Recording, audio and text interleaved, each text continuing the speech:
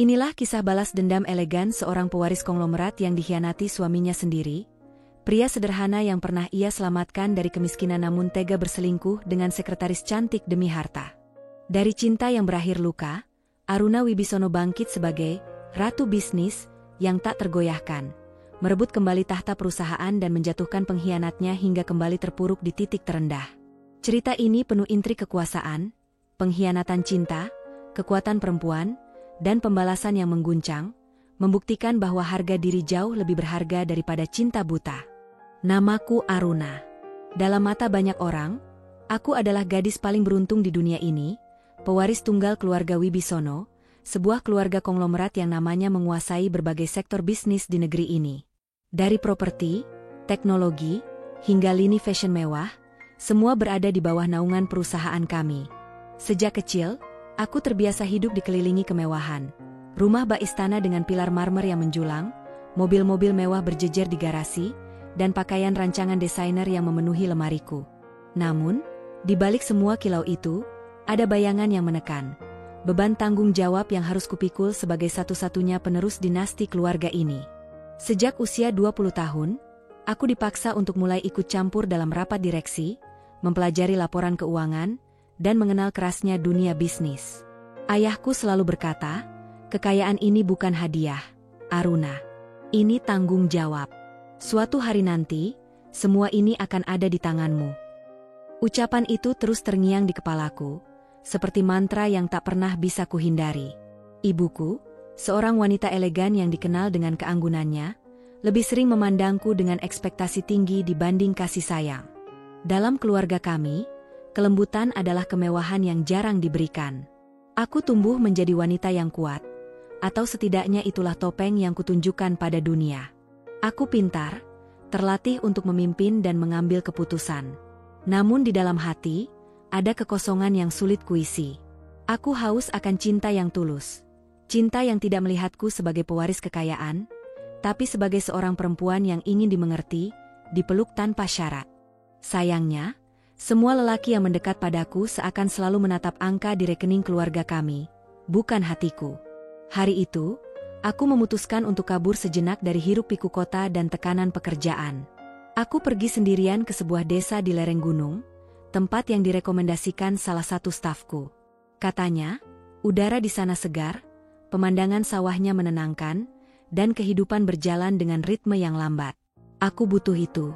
Aku butuh melarikan diri dari dunia yang terus memandangku sebagai Aruna Wibisono, pewaris konglomerat, dan bukan sekadar Aruna. Aku menginap di sebuah rumah homestay sederhana yang dikelola oleh warga setempat. Tidak ada pelayanan mewah seperti di hotel bintang 5, namun ada rasa hangat yang sulit kudapatkan di gedung-gedung tinggi kota. Setiap pagi, aku berjalan menyusuri jalan setapak di antara sawah hijau, menghirup aroma tanah basah, dan untuk pertama kalinya dalam waktu lama, aku merasa bebas. Disinilah aku bertemu dengannya, laki-laki sederhana yang kelak menjadi bagian paling penting dalam hidupku. Namanya Raka. Ia adalah pemuda desa, dengan kulit kecoklatan akibat sering bekerja di bawah terik matahari. Rambutnya sedikit berantakan, dan pakaiannya jauh dari kata mewah. Hanya kaos katun sederhana dan celana kain yang mungkin sudah lama ia pakai. Namun, ada sesuatu pada dirinya yang membuatku terdiam. Tatapannya jujur, polos, seperti mata air yang jernih. Ia tidak terkesan oleh mobil mewah yang kuparkir di depan homestay, tidak juga terpikat oleh perhiasan yang melingkar di pergelangan tanganku. Ia hanya melihatku sebagai manusia. Pertemuan pertama kami terjadi di pinggir sawah. Aku sedang kesulitan mencari jalan kembali ke homestay setelah berjalan terlalu jauh. "Mbak, nyari jalan pulang, ya?" Suaranya ramah, dengan logat desa yang membuatku tersenyum. Aku mengangguk kikuk. "Iya," aku sedikit tersesat. Raka tertawa kecil, lalu menunjuk jalan setapak. "Ikut saya aja, Mbak. Saya tahu jalan pintas." Ia berjalan mendahuluiku, dan aku mengikutinya sambil memperhatikan caranya melangkah. Santai, namun penuh keyakinan. Seakan-akan ia tahu dengan pasti setiap sudut desa ini, setiap detail alam di sekitarnya. Dalam beberapa hari berikutnya, aku semakin sering bertemu dengannya. Kadang ia mengantarkan hasil panen ke pasar, kadang membantu keluarganya di ladang. Ada sesuatu pada caranya memperlakukan orang-orang di sekitarnya. Selalu ramah, penuh perhatian, dan tidak pernah mengeluh meski pekerjaan berat menantinya setiap hari. Di antara percakapan kami, aku merasakan ketulusan yang sudah lama tidak kutemui. Suatu sore, kami duduk di pinggir sungai kecil, menikmati angin lembut yang bertiup. "Kamu orang kota, ya?" tanyanya tiba-tiba. Aku hanya tersenyum. "Kelihatan banget, ya?" "Bukan kelihatan dari bajunya, tapi dari caramu ngomong." "Orang kota tuh beda," jawabnya sambil menatap aliran air. "Tapi, kamu gak kayak orang kota kebanyakan. Kamu mau ngobrol sama orang kayak aku."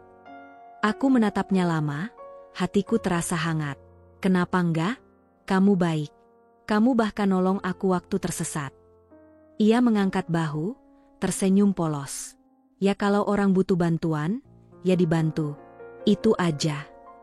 Jawaban sederhana itu membuatku berpikir. Di dunia bisnisku, semua orang selalu punya agenda tersembunyi. Tidak ada yang benar-benar tulus. Tapi di hadapan Raka, aku merasa nyata. Hari-hari di desa terasa berjalan lambat namun membekas. Setiap kali aku melihat Raka bekerja di sawah, dengan keringat menetes di wajahnya, aku merasa ada sesuatu yang tak pernah kutemui di kantor-kantor megah di kota. Ketulusan dalam setiap usaha, dan kebahagiaan sederhana yang tidak bisa dibeli dengan uang. Ketika waktunya pulang ke kota tiba, aku merasa berat. "Mungkin aku bakal balik lagi ke sini," kataku padanya di hari terakhir. "Kalau mau datang lagi, saya di sini aja," jawabnya, menatapku dengan senyum hangat. Perasaan aneh memenuhi hatiku. Di kota, aku adalah Aruna Wibisono yang harus selalu sempurna. Di desa, di hadapan Raka, aku hanyalah Aruna, gadis biasa yang bisa tertawa bebas. Aku pulang dengan membawa bayangan emas. Kenangan tentang mata jujur seorang pemuda desa yang melihatku bukan karena hartaku, tapi karena siapa aku sebenarnya. Dan aku tahu, pertemuan itu hanyalah awal dari sebuah kisah panjang yang tak pernah kuduga akan mengubah seluruh hidupku. Kepulanganku ke kota setelah tinggal beberapa hari di desa tidak membawa ketenangan yang kuharapkan. Sebaliknya, bayangan wajah Raka selalu muncul di benakku, seperti sebuah cahaya yang sulit dipadamkan. Tatapannya yang jujur, senyumnya yang polos, dan caranya berbicara seolah dunia ini tak perlu rumit. Semua itu terus menghantui pikiranku. Aku mulai menyadari bahwa ada sesuatu yang berbeda pada perasaan ini. Bukan sekadar rasa penasaran, tapi ada getaran lembut yang membuatku ingin kembali melihatnya, kembali berada di dekatnya. Namun, aku adalah Aruna Wibisono. Dunia yang kuhidupi penuh dengan aturan dan ekspektasi. Semua langkahku seolah sudah dirancang sejak lahir. Meneruskan perusahaan keluarga, menikah dengan seseorang yang setara secara status dan kekayaan, dan menjaga nama baik keluarga besar kami. Raka? Ia bahkan tidak ada dalam peta kehidupan yang diinginkan keluargaku untukku. Beberapa minggu setelah pertemuan itu, aku kembali ke desa. Kali ini, bukan untuk melarikan diri, tapi karena hatiku menuntunku ke sana. Raka menyambutku dengan keheranan, namun juga dengan senyum yang hangat. "Kok kamu balik lagi, Mbak?" tanyanya sambil tertawa kecil. "Aku kangen suasana desa," jawabku singkat. Tapi dalam hati, aku tahu alasan sebenarnya adalah karena aku merindukannya. Hari-hari kami lalui dengan obrolan ringan dan tawa. Di balik kesederhanaannya, Raka memiliki kecerdasan yang jarang kutemui. Ia tidak banyak bicara, tapi setiap kata yang keluar darinya penuh makna. Ia tidak pernah berusaha mengesankan diriku dengan hal-hal besar, tapi kejujurannya adalah hal paling berharga yang pernah kutemui. Perlahan, aku jatuh cinta. Ketika aku mengutarakan perasaan ini kepada keluargaku, dunia seakan runtuh. "Apa kamu sudah gila, Aruna?" Suara ayahku menggema di ruang tamu. "Kamu pewaris keluarga Wibisono. Bagaimana mungkin kamu menjatuhkan martabat kita dengan memilih lelaki kampung yang bahkan tidak punya masa depan?" Ibuku menatapku dengan ekspresi dingin. "Kamu tidak boleh mempermalukan keluarga ini. Lupakan dia, Aruna. Masih banyak pria dari keluarga terhormat yang bisa kau pilih." Aku mencoba menjelaskan, suaraku bergetar. "Aku mencintainya, Bu. Dia tidak melihat aku sebagai pewaris keluarga. Dia mencintaiku sebagai aku." Tapi argumenku hanya dibalas dengan tawa pahit dari ayah. Cinta? Cinta itu tidak bisa membayar tagihan, tidak bisa mempertahankan kerajaan bisnis kita. Dunia tidak semudah itu, Aruna. Malam itu, aku menangis sendirian di kamar. Rasanya seperti dipaksa memilih antara hati dan darah, antara cinta dan keluarga. Namun, semakin aku memikirkan Raka, semakin aku sadar bahwa untuk pertama kalinya dalam hidupku, aku merasa hidup. Aku tidak ingin kembali ke dunia penuh topeng di mana setiap senyuman selalu memiliki maksud tersembunyi. Keputusan besar kuambil. Aku meninggalkan rumah dengan satu koper, tanpa izin keluarga. Aku pergi ke desa, mencari Raka. Ketika aku berdiri di depan rumah kayu kecilnya, ia menatapku dengan heran. Aruna, ada apa? Kamu kenapa? Aku hanya menangis, lalu memeluknya. Aku ingin bersamamu. Aku ingin menikah denganmu. Raka terdiam lama, seakan tak percaya. Kamu, yakin? Dunia kamu sama sekali berbeda dengan dunia aku. Aku tidak peduli. Untuk pertama kalinya dalam hidupku, aku ingin hidup dengan kata hatiku. Dan begitu saja, kami menikah secara sederhana. Tanpa gaun putih mahal, tanpa pesta megah. Hanya ada beberapa tetangga desa, bunga-bunga liar sebagai hiasan, dan senyum Raka yang hangat saat menggenggam tanganku. Aku tidak pernah merasa sebahagia itu. Hari-hari awal pernikahan kami terasa seperti mimpi indah. Kami tinggal di rumah kayu milik keluarga Raka, yang berdiri di tepi sawah dengan pemandangan langit luas. Setiap pagi, aku bangun mendengar suara ayam berkokok dan aroma nasi hangat dari dapur kecil. Raka sering menggodaku, "Nyonya kota sekarang sudah bisa masak nasi pakai tungku, ya?" Kami tertawa bersama, melakukan hal-hal sederhana yang tak pernah kubayangkan sebelumnya. Menjemur pakaian di halaman, pergi ke pasar tradisional, atau hanya duduk di beranda sambil memandangi bintang-bintang. Di pelukan Raka, aku merasakan ketulusan dan rasa aman yang tak pernah kutemui di balik dinding marmer rumah keluargaku. Aku beruntung punya kamu, ucapku suatu malam saat kami duduk di teras, diterangi cahaya bulan. Raka menggeleng pelan. Aku yang beruntung. Aku cuma orang biasa, Aruna, tapi kamu memilih aku. Aku tersenyum, menggenggam tangannya. Karena kamu satu-satunya yang melihat aku sebagai Aruna, bukan pewaris keluarga Wibisono.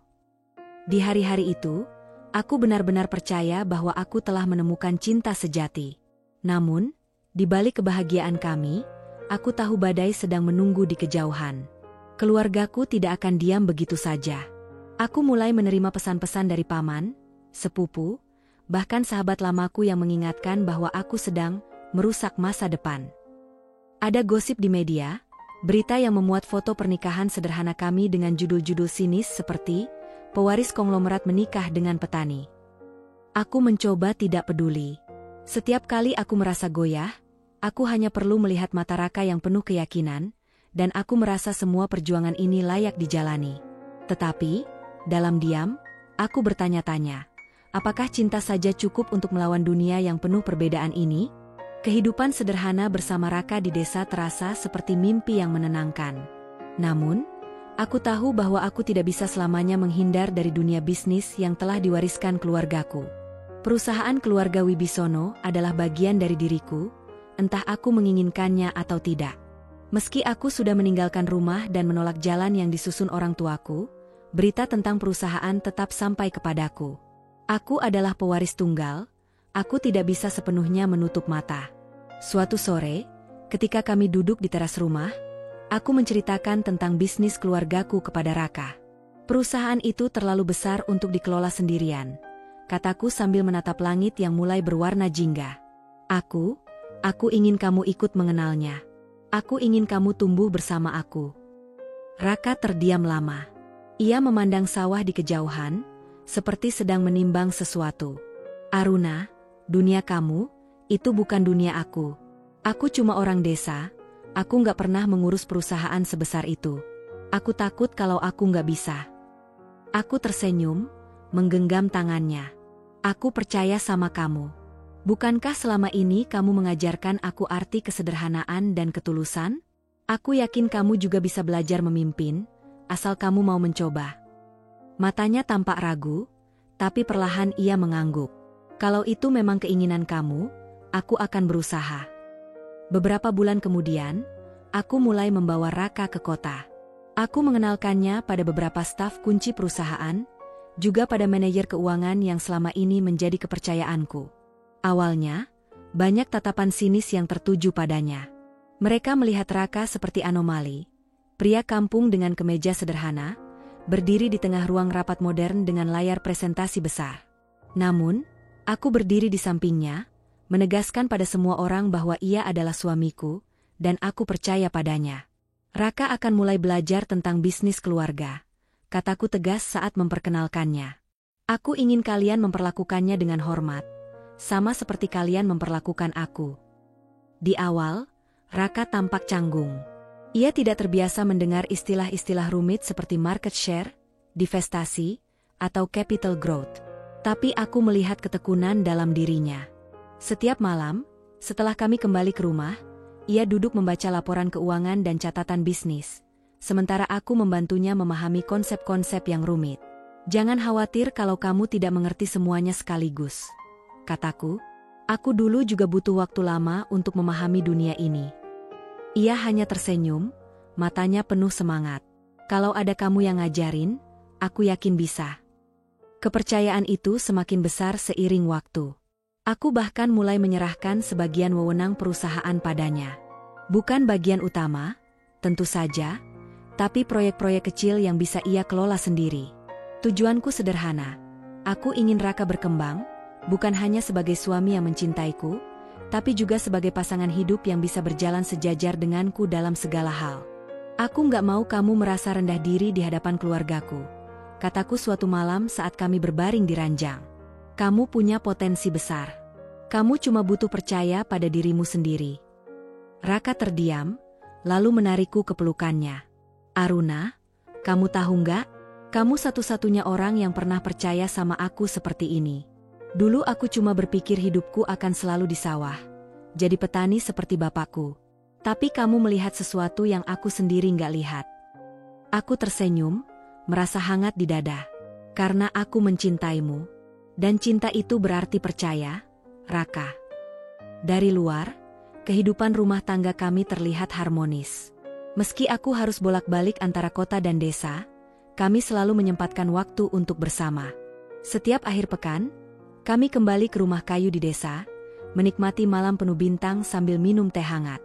Ada rasa damai yang selalu kurindukan di sana, sesuatu yang bahkan rumah mewah di kota tidak bisa berikan. Raka mulai berubah. Ia lebih percaya diri sekarang, bahkan mulai belajar mengenakan setelan jas saat menghadiri rapat penting. Tapi di mataku, ia tetap pria desa yang kukenal, jujur, tulus, dan hangat. Setiap kali aku melihatnya berusaha memahami laporan keuangan atau berdiskusi dengan para manajer, hatiku penuh kebanggaan. Lihat, kamu sudah seperti pengusaha sekarang, kataku sambil tersenyum suatu hari. Ia tertawa kecil. Kalau bukan karena kamu, aku nggak mungkin bisa berdiri di sini. Tapi, apa keluargamu sudah menerima aku? Pertanyaan itu membuatku terdiam sejenak. Hubungan dengan keluargaku masih dingin. Mereka tidak pernah benar-benar mengakui Raka sebagai bagian dari keluarga besar Wibisono. Bahkan, ayahku pernah mengirim pesan singkat yang berisi ancaman halus. Kekayaan ini bisa lenyap kalau kamu terus keras kepala. Aku menatap Raka dengan lembut. Aku nggak peduli mereka mau menerima kamu atau tidak. Kamu suamiku. Itu yang penting. Suatu hari, aku memutuskan untuk membawa Raka makan malam di rumah keluarga besarku. Aku tahu ini akan sulit, tapi aku ingin menunjukkan bahwa kami bisa hidup berdampingan. Malam itu, Raka mengenakan jas hitam yang kupilihkan, sementara aku memakai gaun elegan berwarna putih. Tatapan ayahku penuh penilaian ketika kami masuk ke ruang makan. Ibuku hanya menyunggingkan senyum dingin, sedangkan beberapa sepupuku saling berbisik di sudut ruangan. Selamat malam, ayah, ibu, sapaku dengan tenang. Ini Raka. Ayahku mengangguk singkat, suaranya terdengar tegas. Jadi ini laki-laki yang berhasil membuatmu melawan keluargamu sendiri. Raka menunduk sedikit, menghormati. Selamat malam, Pak.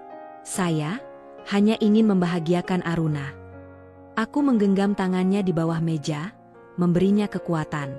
Makan malam itu penuh dengan percakapan yang kaku, tapi aku melihat bagaimana Raka mencoba bersikap sopan dan menghormati. Meski tidak semua kata-kata dari keluargaku manis, ia tetap menjawab dengan kepala tegak. Di perjalanan pulang, aku memeluk lengannya. Aku bangga sama kamu. Mereka tidak mudah menerima orang baru, apalagi orang yang berbeda dunia. Tapi kamu berhasil menunjukkan keberanian. Raka hanya tersenyum, menatapku dengan mata penuh cinta. Selama ada kamu, aku nggak takut. Aku pikir kami mulai menemukan keseimbangan dalam hidup ini. Aku percaya padanya sepenuh hati, dan ia pun selalu berusaha membalas kepercayaan itu dengan ketulusan. Hidup kami mungkin tidak sempurna, tapi kami berjuang bersama, dan itu membuatku merasa kuat. Namun, aku tidak bisa memungkiri bahwa di balik keharmonisan ini, ada bayangan yang masih mengintai. Ada dunia keras bisnis yang siap mengguncang, ada keluarga yang mungkin belum selesai menentang. Tapi malam itu, saat aku menatap Raka yang tertidur di sampingku, aku hanya ingin percaya bahwa cinta kami cukup untuk menghadapi apapun yang datang. Awalnya, aku mengira semuanya berjalan baik. Bisnis keluarga yang sempat goyah, mulai menunjukkan tanda-tanda kemajuan sejak Raka ikut terlibat. Ia belajar cepat, bahkan memiliki intuisi yang tak terduga dalam mengambil keputusan. Para manajer yang dulu meremehkannya mulai melihatnya dengan hormat. Aku bangga padanya. Begitu bangga, sampai aku tak pernah berpikir bahwa rasa bangga itu bisa berubah menjadi sesuatu yang menyakitkan. Namun, beberapa bulan terakhir, aku mulai melihat sesuatu yang berbeda pada Raka. Ia menjadi semakin sibuk, sering pulang larut malam dengan alasan rapat mendadak atau pertemuan dengan klien penting. Dulu, setiap kali aku menelepon, ia selalu menjawab dengan suara hangat. Kini, ia sering mengangkat dengan nada tergesa atau malah tak mengangkat sama sekali. "Maaf, tadi aku sibuk," katanya suatu malam ketika akhirnya pulang lewat tengah malam. Matanya terlihat lelah. Atau mungkin aku hanya merasa seperti itu karena jarang menatapnya akhir-akhir ini. Aku mencoba memahami. Dunia bisnis memang keras. Aku tahu itu. Tapi aku tidak bisa mengabaikan perasaan aneh yang muncul ketika melihatnya mengganti kemeja kotak-kotak sederhananya dengan jas mahal buatan desainer. Dulu, aku yang sering memaksanya tampil lebih rapi. Kini, ia sendiri yang memilih jas dengan detail halus, parfum mahal, dan jam tangan berkilau di pergelangan tangannya. "Bagus nggak, Nah?" tanyanya sambil memperlihatkan jam tangan baru itu suatu malam. Ini katanya tren di kalangan pengusaha muda. Aku tersenyum, meski ada sesuatu di dalam hatiku yang terasa berat. "Bagus, tapi kamu gak perlu memaksakan diri buat ikut-ikut gaya orang kota, Raka. Aku jatuh cinta sama kamu karena kesederhanaan kamu." Ia hanya tertawa kecil. "Aku cuma mau kelihatan pantas di dunia kamu. Dunia kita sekarang, Aruna." Di sela kesibukan, aku mulai mendengar nama baru dari beberapa orang di kantor. Hana, seorang sekretaris muda, cantik, berpendidikan, dan katanya sangat cekatan membantu Raka dalam urusan bisnis. Aku tidak ingin berburuk sangka, aku percaya pada suamiku. Tapi setiap kali nama Hana disebut, ada rasa tak nyaman yang tak bisa kutepis. "Raka sekarang sering rapat bareng sekretaris barunya," ujar salah satu staf lama, dengan nada yang terdengar terlalu ringan bagiku. "Katanya sih, anaknya pintar banget. Cocok sama Pak Raka." Kata cocok itu menancap di kepalaku. Malam itu, aku mencoba bertanya langsung pada Raka. "Hana itu siapa?" Raka terdiam sejenak, lalu tersenyum tipis. "Sekretaris baru. Dia memang rajin. Kamu nggak perlu khawatir. Nah, aku cuma kerja sama dia, nggak lebih." Aku mengangguk, mencoba percaya. Tapi rasa curiga itu tetap ada, menghantui seperti bayangan di belakang pikiranku. Seiring waktu, perubahan Raka semakin terasa. Ia mulai sering berbicara tentang rencana ekspansi bisnis, investasi baru, dan proyek-proyek yang bahkan tidak pernah aku dengar sebelumnya. Kadang aku merasa, perusahaan keluarga Wibisono kini lebih terasa seperti perusahaan Raka daripada milikku. "Aku pengen perusahaan ini jadi lebih modern, Nah," ucapnya suatu malam sambil menatap layar laptop. "Kita harus berani ambil risiko, jangan main aman terus." Aku duduk di sampingnya, menatap wajahnya yang tampak bersemangat. "Aku senang kamu punya ide besar, Raka. Tapi jangan lupa, kita dulu memulai semua ini dengan rasa percaya. Jangan sampai kamu berubah karena dunia yang terlalu cepat ini. Raka memejamkan mata sejenak, lalu menatapku. Kamu gak percaya sama aku? Pertanyaan itu menusuk. Aku ingin mengatakan bahwa aku percaya, tapi rasa curiga itu selalu hadir. Aku hanya bisa menggeleng pelan. Aku percaya, tapi aku takut kehilangan kamu. Hari-hari berikutnya semakin berat. Raka semakin jarang pulang ke desa. Ia memilih tinggal di apartemen kota, karena katanya terlalu lelah bolak-balik. Setiap kali aku mengajaknya makan malam atau sekadar jalan-jalan, ia selalu sibuk. Maaf, Nah, minggu ini aku harus keluar kota sama Tim, ucapnya saat aku menelepon. Tim? Tanyaku. Ya, sama Hana juga, jawabnya ringan. Hana, nama itu lagi? Aku memejamkan mata, menelan perasaan tak nyaman yang semakin besar. Aku ingin percaya, aku harus percaya. Bukankah cinta berarti memberi kepercayaan tanpa syarat?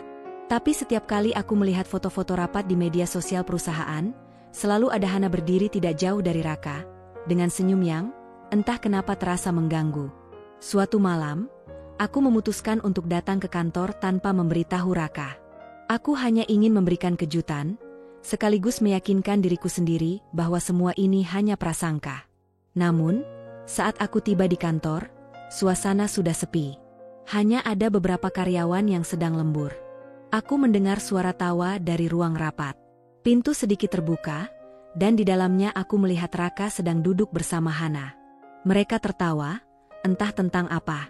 Tidak ada yang mencurigakan secara nyata, tapi cara Hana menatap Raka membuat hatiku berdegup keras. Aku tidak masuk. Aku hanya berdiri di koridor, memandang mereka dari kejauhan. Rasanya ada retakan kecil di dalam hatiku. Malam itu, ketika Raka pulang, aku tidak bisa menahan diri. Kenapa kamu gak pernah cerita tentang Hana? Tanyaku langsung. Raka mengerutkan alis. Aku udah cerita, nah, dia cuma sekretaris. Kenapa aku merasa kamu berubah? Kamu bukan Raka yang dulu. Kamu sibuk, kamu pulang larut, kamu bahkan gak pernah punya waktu buat kita. Ia menarik napas panjang. Nah, dunia kita sekarang beda. Aku cuma berusaha bikin perusahaan ini maju. Aku melakukan semua ini buat kita. Aku menatapnya, mencoba mencari kejujuran di matanya. Kamu yakin cuma itu? Raka tidak langsung menjawab. Ia hanya menatapku lama, lalu memelukku. Percaya sama aku, nah, tolong. Aku memeluknya kembali, meski hatiku masih penuh tanya.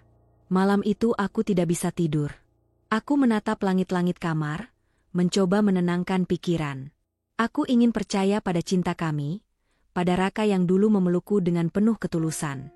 Tapi bayangan Hana, bayangan perubahan Raka, semua itu terasa seperti duri yang perlahan menusuk. Apakah ini hanya bagian dari ujian cinta kami? Atau ini pertanda bahwa sesuatu yang lebih besar sedang menunggu untuk menghancurkan kepercayaan yang susah payah kubangun? Aku tidak tahu. Yang aku tahu, ada retakan kecil yang mulai muncul di dinding hati kami. Ada kalanya hati kita tahu kebenaran, bahkan sebelum mata melihat bukti. Dalam beberapa minggu terakhir, aku merasakan sesuatu yang jauh lebih gelap daripada sekadar kesibukan Raka. Ia sering pergi tanpa memberi kabar jelas. Teleponnya tak pernah lepas dari genggaman, dan ketika aku mencoba mendekat, ia selalu punya alasan untuk menutup layar ponselnya. Aku berusaha menepis prasangka, berusaha mempercayai kata-katanya, tapi rasa curiga itu semakin kuat. Seperti bisikan yang tak bisa diabaikan. Hingga suatu hari, kebenaran itu menyeruak, tak lagi mau bersembunyi. Hari itu aku pergi ke kantor lebih pagi. Ada hal yang ingin kutinjau di ruang rapat. Namun yang menarik perhatianku bukanlah dokumen bisnis, melainkan rekaman CCTV dari ruang kerja eksekutif. Staf IT sedang memperbarui sistem keamanan, dan secara tak sengaja menunjukkan cuplikan video beberapa malam lalu. Di layar, aku melihat Raka dan Hana duduk berdua di ruang kerjanya. Awalnya aku berpikir, mungkin mereka sedang lembur. Tapi kemudian, gerakan tubuh mereka membuat napasku tercekat. Raka menunduk terlalu dekat, senyum Hana terlalu hangat, dan saat itu, aku melihatnya meraih tangan Hana. Mereka tertawa, lalu saling berpelukan. Adegan itu hanya berlangsung beberapa detik, tapi cukup untuk menghancurkan dunia yang kucoba lindungi dengan percaya. Tanganku bergetar ketika kuambil flash drive dari staff IT dengan alasan untuk memeriksa data rapat. Dalam diam, aku menyimpan bukti itu, sepotong pengkhianatan yang tak bisa lagi dibantah. Malamnya, aku pulang dengan dada penuh sesak. Raka datang terlambat, seperti biasa, mengenakan kemeja mahal dan aroma parfum yang asing bagiku. Aku tidak langsung menegurnya. Sebaliknya, aku hanya memandanginya, mencoba mencari rasa cinta yang dulu membuatku rela melawan dunia. Namun, yang kulihat sekarang hanyalah sosok yang berubah, mata yang lebih dingin, senyum yang tak lagi tulus. "Kenapa kamu lihat aku seperti itu?" tanyanya sambil menggantung jasnya di kursi. Aku menggeleng pelan, menyembunyikan badai di dalam dadaku. "Cuma lelah," jawabku singkat. Tapi di dalam kepalaku, rekaman CCTV itu terus terulang. Aku menunggu hingga ia tertidur malam itu.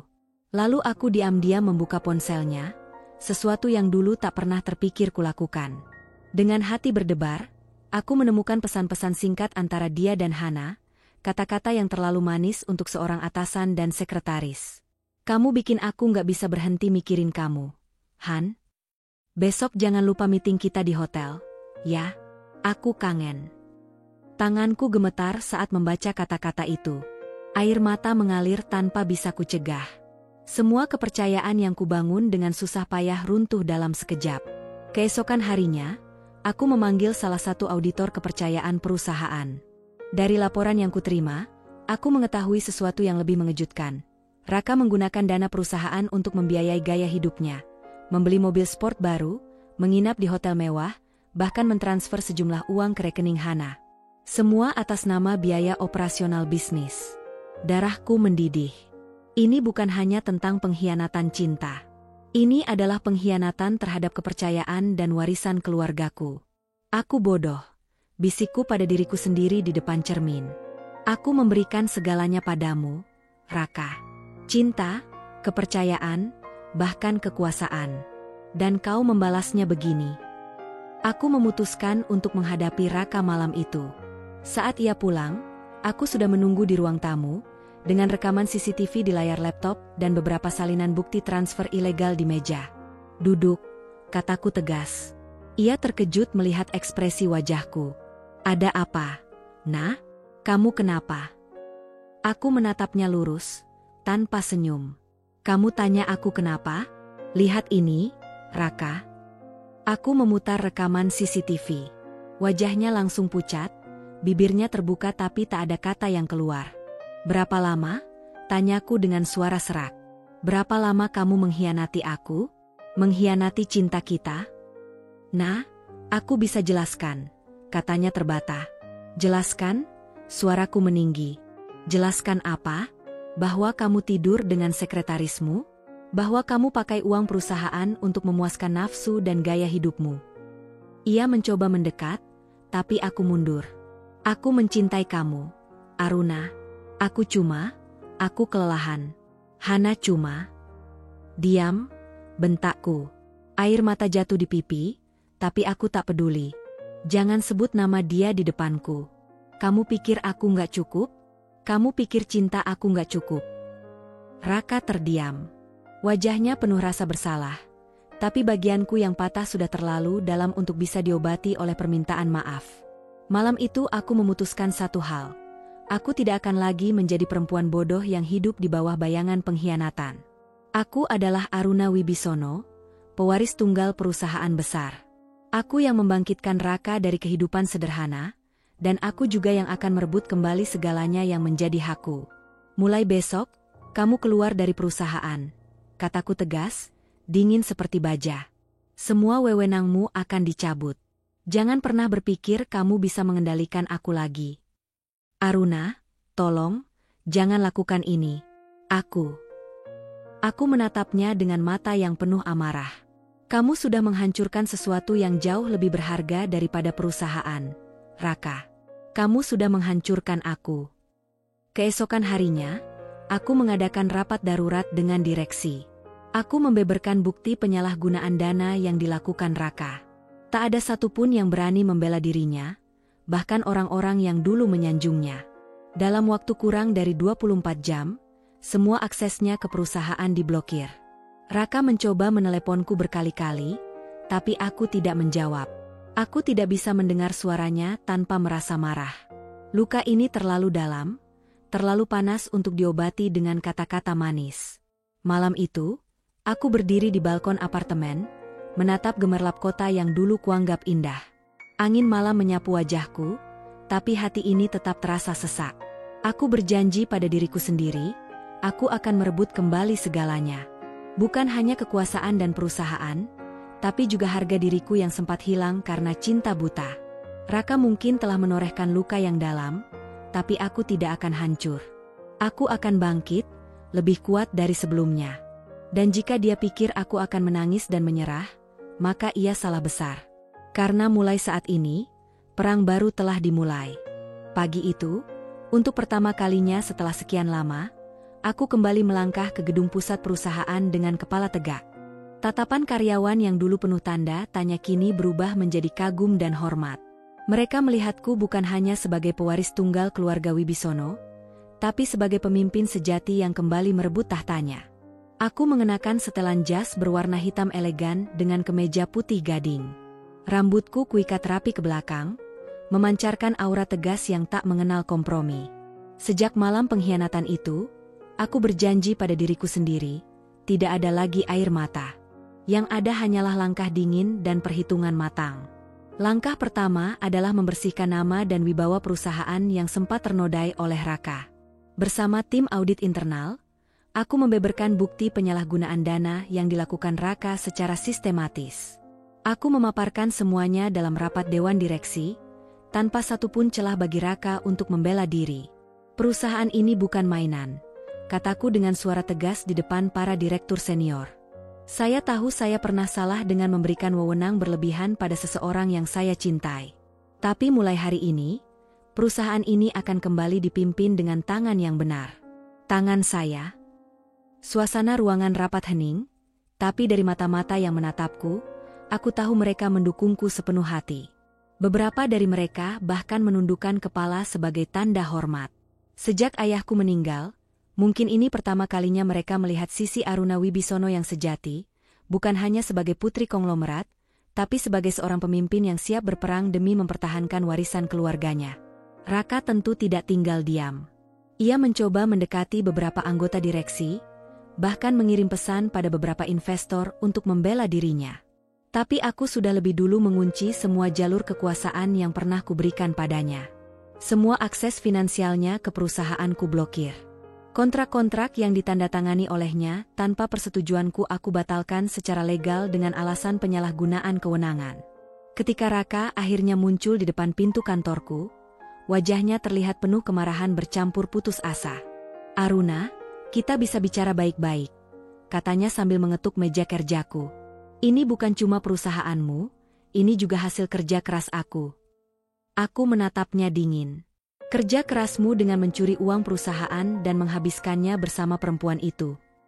Wajah Raka memerah. "Kamu salah paham. Aku..." "Cukup," potongku tajam. "Kamu bukan siapa-siapa lagi di sini. Semua wewenangmu sudah dicabut. Keluar, sebelum aku benar-benar menyeretmu ke jalur hukum." Untuk sesaat, aku melihat rasa takut di matanya. Itu pertama kalinya aku melihat Raka tidak percaya diri. Pria yang dulu kuanggap sebagai sandaran hidup kini tampak begitu kecil di hadapanku. Setelah Raka tersingkir, aku mulai membangun kembali fondasi perusahaan dengan strategi yang lebih modern dan profesional. Aku memanggil para manajer muda, berdiskusi panjang mengenai ide-ide inovatif, dan membentuk tim khusus untuk mengembangkan proyek-proyek baru yang berkelanjutan. Perusahaan ini tidak boleh lagi dikuasai oleh orang yang memikirkan kepentingan pribadi, kataku dalam sebuah rapat umum. Mulai sekarang, setiap langkah kita adalah untuk masa depan bersama, bukan untuk satu orang saja. Kata-kataku disambut tepuk tangan meriah. Saat itu aku merasa benar-benar menjadi diriku sendiri. Seorang pemimpin yang tak lagi dibayangi oleh rasa cinta buta, melainkan oleh tekad yang membara. Di luar urusan perusahaan, Raka mencoba mendekatiku. Ia mengirim pesan panjang, memohon maaf, mencoba mengingatkan kenangan masa lalu kami. Aku menyesal, Nah. Aku hilaf. Hana tidak berarti apa-apa dibanding kamu. Pesan itu kubaca dengan hati yang sudah beku. Ada bagian dari diriku yang dulu mungkin akan luluh.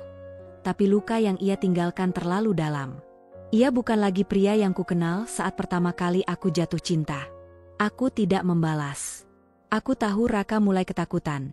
Bukan hanya kehilangan perusahaan, tapi juga kehilangan kendali atas hidup yang sempat ia bangun dengan memanfaatkan kepercayaanku. Beberapa minggu setelah penyingkirannya, aku mendengar kabar bahwa Raka mulai kehilangan semua kemewahan yang dulu ia nikmati. Mobil sportnya disita karena dibeli dengan dana perusahaan. Apartemen mewah yang dulu ditempatinya kini kosong, karena aku mencabut semua fasilitas yang pernah kuberikan. Ada rasa puas yang muncul di dadaku, tapi juga sedikit getir. Aku tak pernah menyangka cinta bisa berubah menjadi perang seperti ini. Namun aku tahu, jika aku ingin bertahan, aku tidak boleh lengah. Hari-hari di kantor kembali berjalan dengan ritme yang teratur.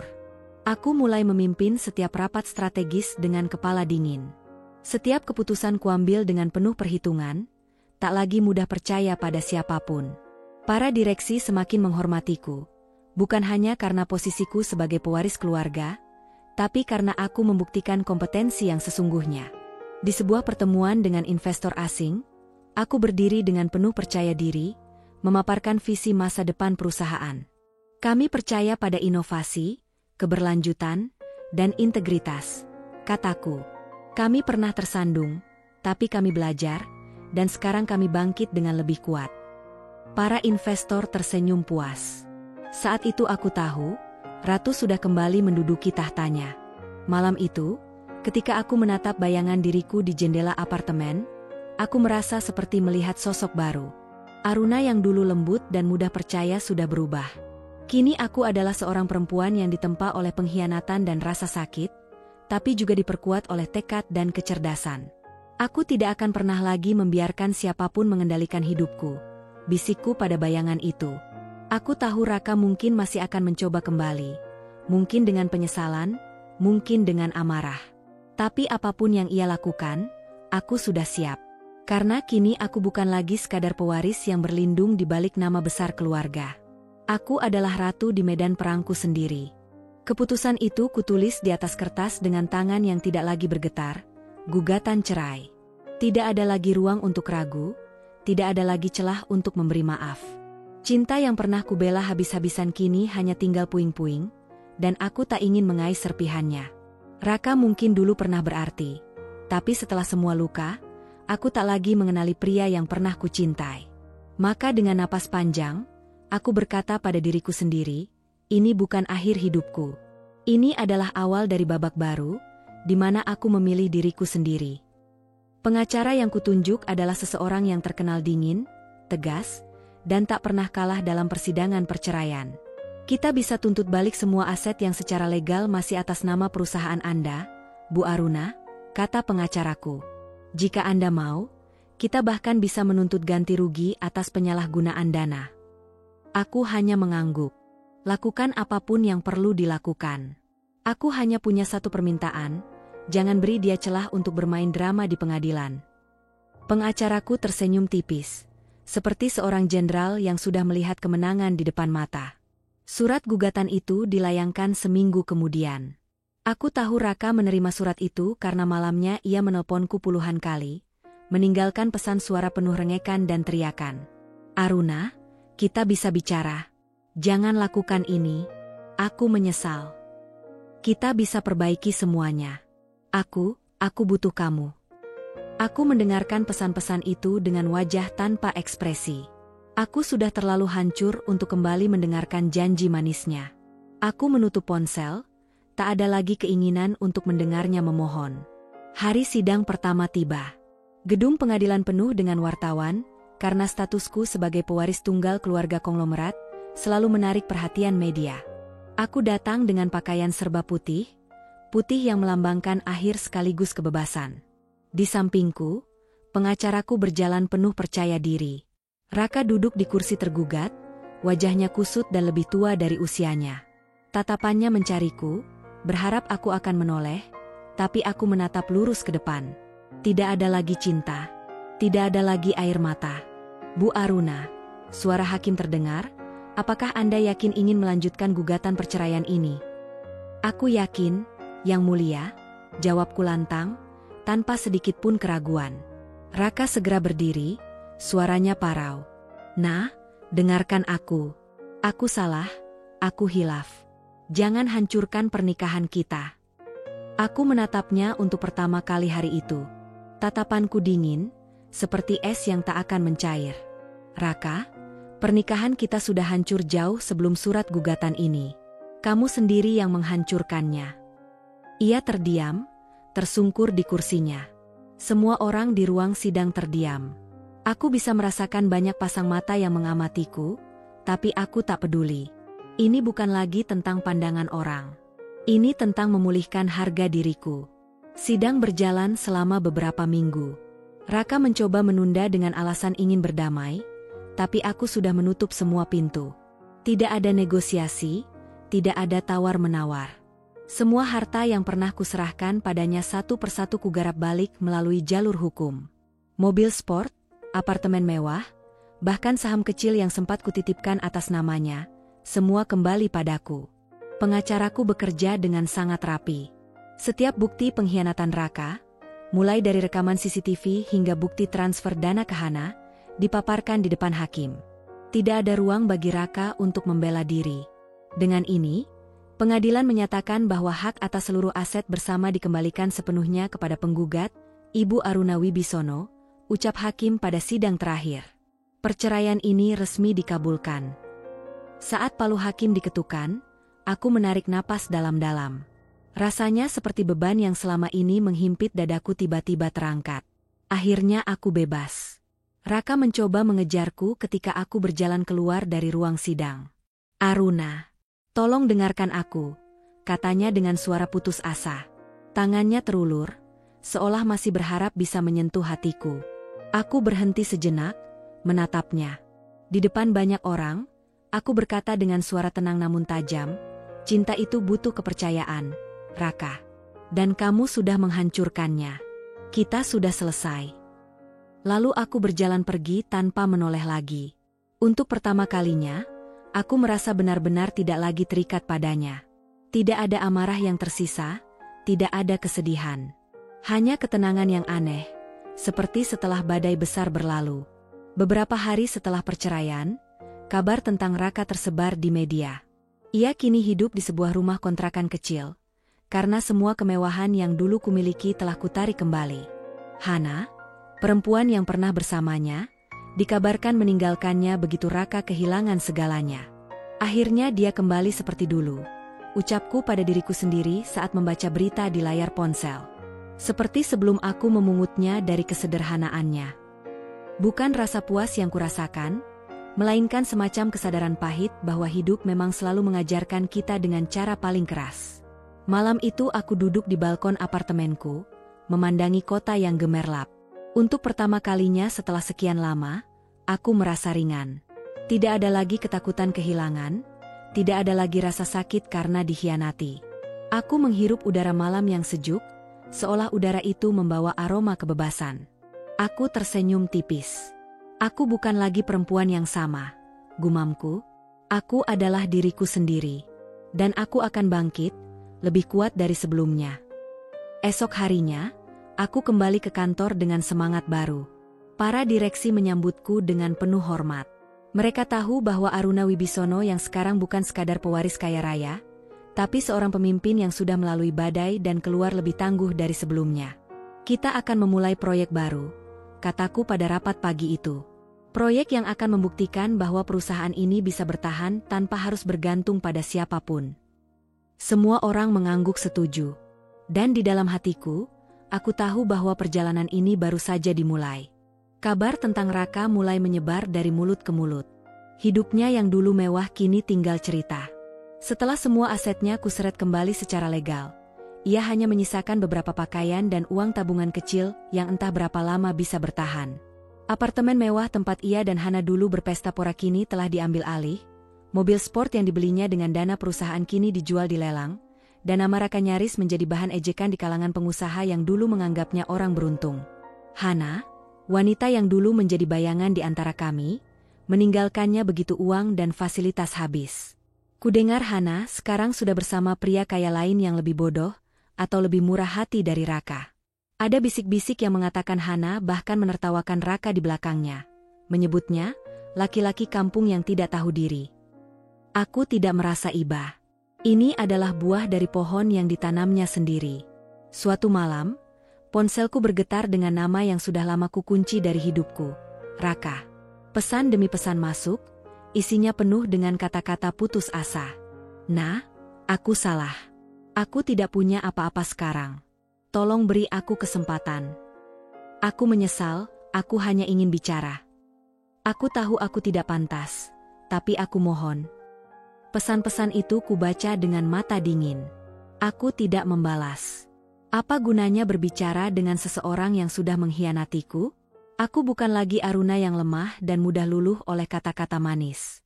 Raka sekarang hanyalah bayangan masa lalu, dan aku tidak punya waktu untuk melihat ke belakang. Hari-hariku kini dipenuhi dengan pekerjaan. Perusahaan keluarga, Wibisono Group, adalah fokus utamaku. Aku membangun kembali fondasi perusahaan dengan semangat baru, dengan tim manajemen yang lebih bersih, profesional, dan transparan. Setiap keputusan kuambil dengan penuh perhitungan.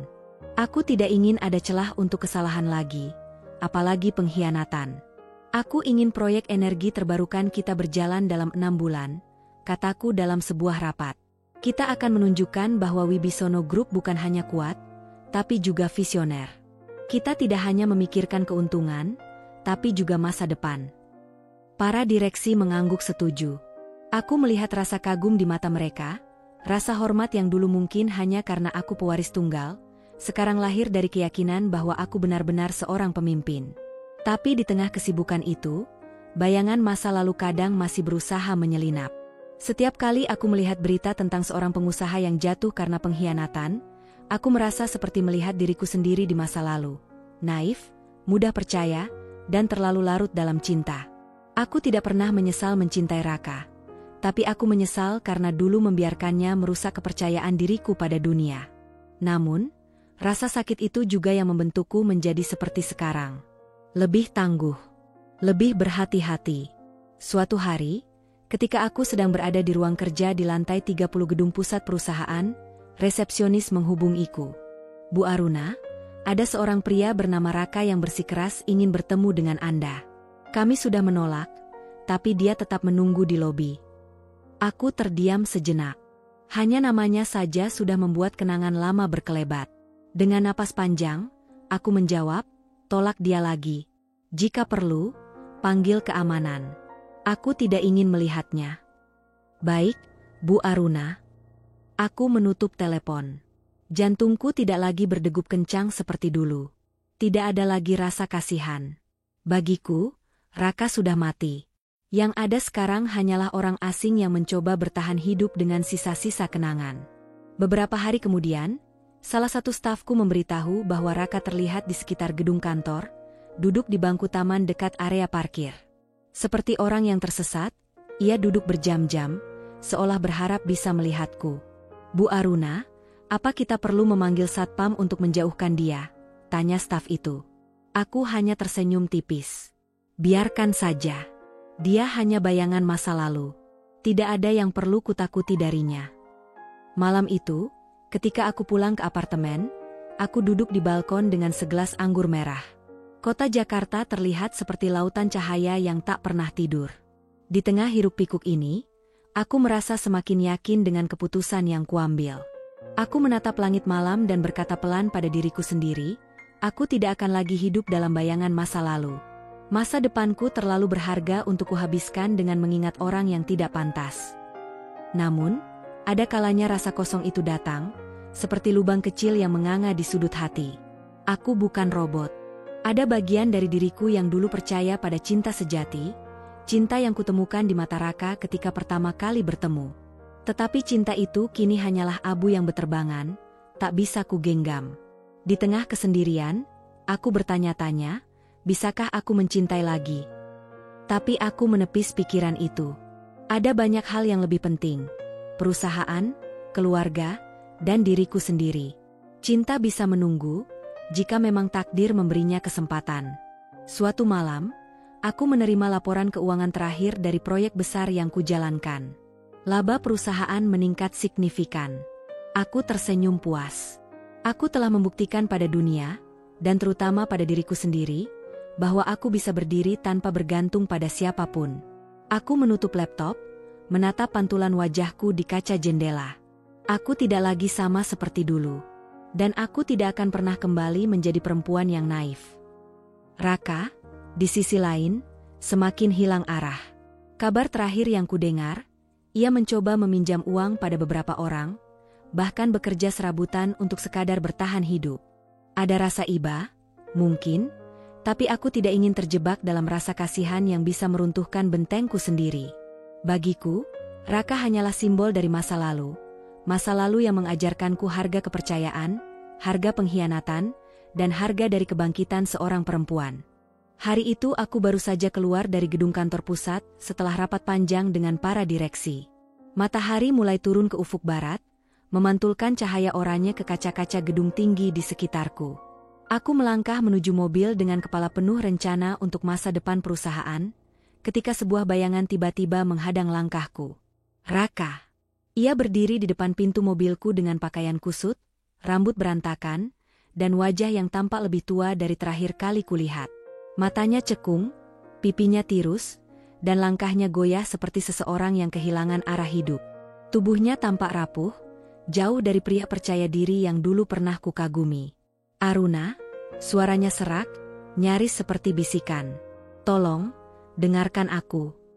Aku menatapnya tanpa ekspresi. Seseorang di belakangku, salah satu staf keamanan, bergerak maju, siap menghalanginya. Namun aku mengangkat tangan, menghentikan mereka. Aku ingin melihat sejauh apa lelaki ini jatuh. Raka tiba-tiba berlutut di depan kakiku, di tengah keramaian halaman gedung. Nah, aku mohon, aku tidak punya siapa-siapa lagi. Aku sudah kehilangan semuanya. Aku menyesal. Aku bodoh. Aku buta karena harta dan hana. Aku salah. Air matanya mengalir, membasahi pipi yang kotor oleh debu. Suara tangisnya pecah, mengundang tatapan orang-orang di sekitarnya. Beberapa karyawan yang lewat berhenti, memandang kami dengan rasa ingin tahu, mungkin juga kasihan. Aku berdiri tegak, menatapnya dengan mata dingin. Dalam sekejap, kenangan tentang semua luka yang diberikannya kembali menyeruak. Bagaimana ia mengkhianati kepercayaanku. Bagaimana ia menggunakan hartaku untuk memuaskan gaya hidupnya dengan wanita lain. Semua pengkhianatan itu kini menari di depan mataku, seperti film yang diputar ulang. Raka, suaraku terdengar rendah tapi tajam. Kamu ingin aku memaafkanmu setelah semua yang kamu lakukan? Setelah kamu menusukku dari belakang dengan perempuan itu? Ia terisak. Aku tidak tahu apa yang kupikirkan saat itu. Aku dibutakan oleh dunia yang tidak kumengerti. Tapi kamu satu-satunya yang pernah benar-benar peduli padaku. Tolong, beri aku satu kesempatan lagi. Aku menghela napas, menunduk sedikit, lalu menatapnya dengan tajam. Kesempatan itu sudah kau buang sendiri. Aku bukan lagi Aruna yang dulu. Perempuan yang kau khianati sudah mati bersama kepercayaan yang pernah ada di antara kita. Sekilas, aku merasa ada sesuatu yang menusuk hatiku ketika melihatnya berlutut seperti itu. Sosok lelaki yang dulu pernah kucintai kini berubah menjadi bayangan suram, hancur dan tak berdaya. Namun rasa sakit itu cepat tergantikan oleh keteguhan. Aku sudah terlalu banyak terluka untuk kembali menoleh pada masa lalu. Bangunlah, Raka, kataku akhirnya. Kalau kamu punya harga diri, bangun dan jalani hidupmu sendiri. Aku tidak akan pernah memaafkanmu. Bukan karena aku benci, tapi karena kamu bukan lagi bagian dari hidupku. Ia mengangkat wajahnya, mata basah itu menatapku dengan tatapan kosong. Jadi, tidak ada sedikit pun ruang di hatimu untukku. Aku tersenyum tipis. Hatiku sudah penuh dengan sesuatu yang lebih berharga daripada rasa kasihan untukmu, yaitu diriku sendiri. Aku sudah belajar bahwa mencintai diriku sendiri lebih penting daripada memungut serpihan cinta yang sudah kau hancurkan. Raka terdiam. Air mata terus mengalir, tapi ia tak lagi bicara. Ia menunduk, seolah dunia ini terlalu berat untuk ditanggung. Beberapa orang di sekitar kami mulai berbisik-bisik, sebagian mungkin merasa iba, sebagian lagi mengerti bahwa ini hanyalah buah dari keserakahannya sendiri. Aku melangkah pergi, melewati tubuhnya yang masih berlutut. Sekalipun aku tidak menoleh. Suara langkahku di lantai marmer terasa mantap, seolah menandai akhir dari satu babak yang sudah lama seharusnya ditutup. Malam itu, aku duduk di ruang tamu apartemenku, memandangi kota yang terang benderang dari balik jendela besar. Bayangan Raka tadi sore masih melekat di pikiranku. Seorang lelaki yang pernah begitu kucintai, kini hancur dan memohon di kakiku. Ada rasa pedih, tapi lebih dari itu, ada rasa lega. Aku sudah menutup pintu itu, gumamku pada diri sendiri, dan aku tidak akan pernah membukanya lagi. Keesokan harinya, media mulai memberitakan tentang insiden itu. Foto-foto Raka yang berlutut di depanku tersebar di internet. Judul-judul sensasional bermunculan, mantan suami Aruna Wibisono memohon ampun di depan umum, atau Raka, sang mantan, kini terlunta-lunta. Beberapa orang bertanya padaku tentang perasaanku melihat dia seperti itu. Aku hanya menjawab singkat, semua orang harus bertanggung jawab atas pilihannya. Dia membuat pilihannya sendiri, dan aku juga. Raka, kabarnya, menghilang setelah kejadian itu. Ada yang bilang ia pergi ke kampung halamannya, mencoba memulai hidup dari nol. Ada pula yang bilang ia tak sanggup menghadapi kenyataan, dan hanya berdiam di kamar sewaan yang kecil. Aku tidak peduli lagi. Bagiku, Raka sudah menjadi seseorang yang mati dalam hidupku. Bukan berarti aku membencinya. Tidak. Aku hanya selesai dengannya. Hari-hari berikutnya aku kembali tenggelam dalam dunia bisnis. Setiap kesuksesan kecil yang kuraih, setiap proyek yang berhasil, membuatku semakin yakin bahwa aku tidak membutuhkan siapapun untuk membuatku utuh. Aku cukup dengan diriku sendiri. Di ruang rapat, aku berkata pada timku, kita akan melakukan ekspansi ke luar negeri. Aku ingin Wibisono Group berdiri sejajar dengan perusahaan global. Kita akan membuktikan bahwa kita bisa, tanpa kompromi. Mereka mengangguk penuh semangat. Aku tersenyum. Inilah hidupku sekarang, hidup yang bebas dari bayangan masa lalu. Namun di malam-malam yang sunyi, ketika kesibukan mereda, ada bagian kecil dalam hatiku yang bertanya-tanya. Apakah mungkin ada cinta lain di luar sana? Cinta yang tidak seperti luka yang ditinggalkan Raka? Aku belum punya jawaban. Tapi untuk saat ini, aku tidak terburu-buru mencarinya. Luka butuh waktu untuk benar-benar sembuh. Dan aku, Aruna Wibisono, tidak akan terburu-buru membuka hatiku lagi. Karena pada akhirnya, aku sudah memenangkan perang melawan diriku sendiri. Perang untuk bangkit, untuk tidak lagi terperangkap dalam bayangan lelaki yang dulu kucintai. Aku berdiri di depan jendela besar ruang kerjaku, memandang langit Jakarta yang dipenuhi kilau lampu gedung pencakar langit. Disinilah aku berdiri, bukan lagi sebagai pewaris yang dibebani nama besar keluarga, melainkan sebagai Aruna Wibisono, perempuan yang membangun kekuatannya dari luka dan pengkhianatan. Di bawah kepemimpinanku, Wibisono Group tumbuh lebih pesat dari sebelumnya. Laporan keuangan terakhir menunjukkan lonjakan laba yang membuat para pemegang saham tersenyum lebar. Tidak hanya itu, perusahaan kini dikenal sebagai salah satu pelopor proyek energi terbarukan di Asia Tenggara. Impian yang dulu hanya kubisikan di rapat kini telah menjadi kenyataan. Setiap kali aku melangkah ke ruang rapat, semua mata tertuju padaku, bukan karena warisan atau gelar, tetapi karena kompetensi dan keberanian. Aku adalah bukti bahwa seorang perempuan bisa bertahan, bahkan tumbuh, setelah dihancurkan oleh orang yang pernah paling ia percaya. Suatu sore, aku diundang menjadi pembicara di sebuah konferensi bisnis internasional. Di hadapan ratusan orang, aku berbicara tentang perjalanan karierku. Bukan hanya tentang kesuksesan perusahaan, tetapi juga tentang nilai-nilai yang membuatku berdiri tegak. Dalam hidup, kataku di atas panggung dengan suara mantap, cinta adalah hal yang indah. Tapi cinta tidak boleh membutakan kita hingga melupakan siapa diri kita sebenarnya. Aku pernah membiarkan rasa percaya mengalahkan logika, dan aku belajar dengan cara paling menyakitkan. Kepercayaan itu rapuh, dan harga diri kita jauh lebih berharga daripada perasaan sementara. Para pendengar terdiam, sebagian mengangguk, sebagian terlihat terinspirasi. Aku menatap wajah-wajah itu dan melanjutkan, jangan pernah biarkan orang lain mendefinisikan kekuatan Anda. Karena ketika dunia mencoba menjatuhkanmu, satu-satunya yang bisa mengangkatmu lagi adalah dirimu sendiri. Tepuk tangan bergemuruh setelah aku selesai. Di momen itu, aku merasakan sesuatu yang belum pernah kurasakan sebelumnya. Bukan kebanggaan semata, tapi kebebasan. Aku telah mengampuni diriku sendiri. Raka tak lagi muncul dalam hidupku. Kabar tentangnya semakin samar, bagai bayangan yang memudar di kejauhan. Aku mendengar ia kembali ke kampung, mencoba memulai hidup sederhana. Tidak ada lagi kebencian atau dendam dalam diriku, semua sudah tuntas. Aku bahkan tidak peduli lagi apakah dia menyesal atau tidak.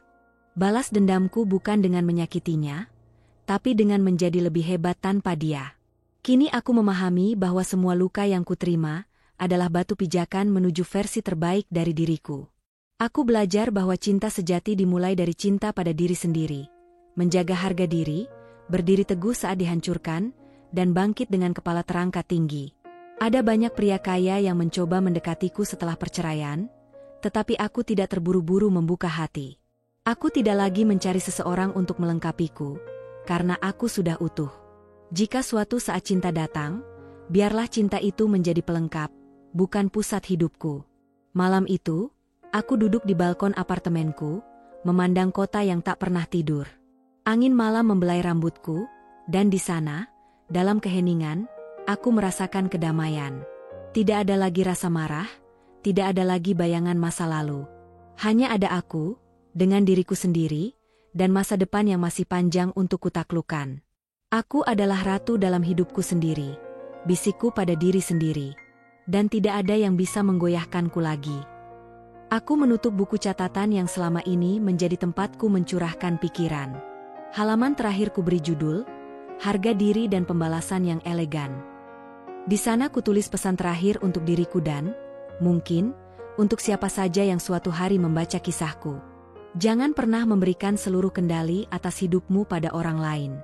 Cinta itu indah, tapi jangan biarkan cinta mengaburkan logika.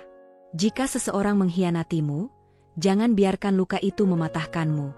Jadikan itu kekuatan untuk bangkit, untuk menjadi versi terbaik dari dirimu sendiri. Pembalasan yang paling indah adalah dengan menunjukkan bahwa kamu bisa bahagia dan sukses tanpa mereka. Itu adalah kemenangan sejati. Dengan pena terakhir, aku menulis tanda tangan di bawah pesan itu, lalu tersenyum. Keesokan harinya, aku melangkah dengan percaya diri ke dalam dunia bisnis yang menantiku. Setiap langkah adalah bukti bahwa aku tidak hanya selamat dari badai, tetapi aku menjadi badai itu sendiri, tak tergoyahkan, tak terkalahkan.